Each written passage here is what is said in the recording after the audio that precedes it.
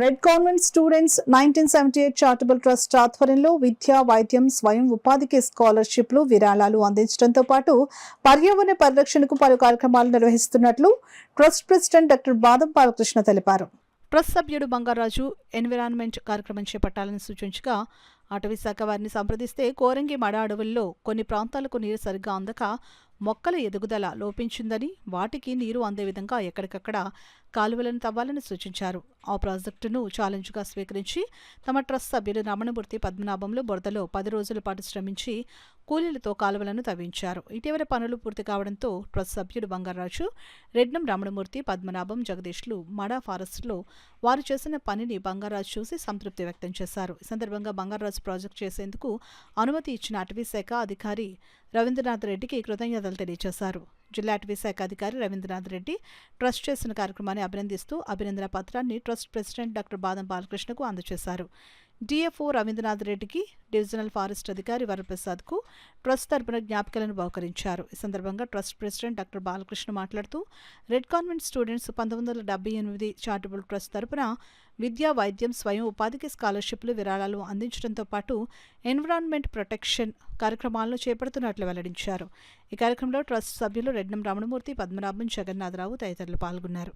This fantastic project, and water is growing to all the dwarf plants of mangrove forest, and irrigation facilities has been created.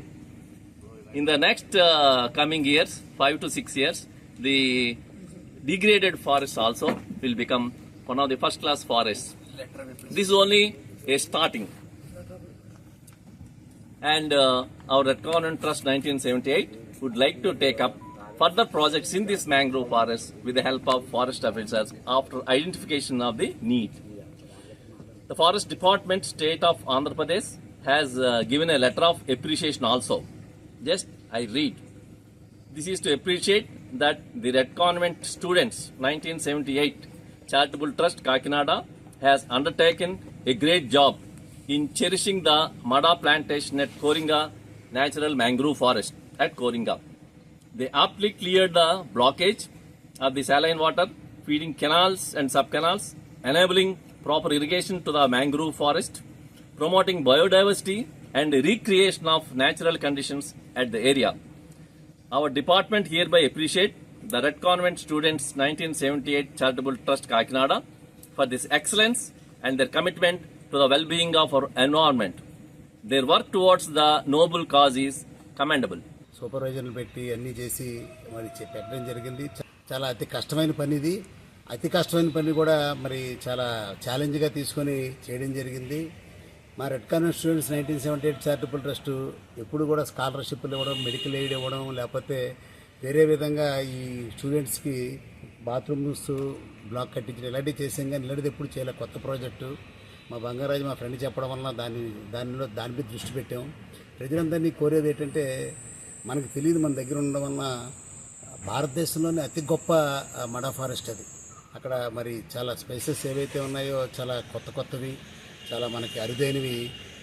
మచ్చావ్ అని చెప్పి ఒక పిల్లి కూడా అక్కడ ఉంటుంది. అవన్నీ కూడా చూడడానికి వెళ్ళండి. అంతేకాకుండా ఇక్కడ ప్రత్యేకంగా మరి బెంచెస్ కావాలని చెప్తున్నారు.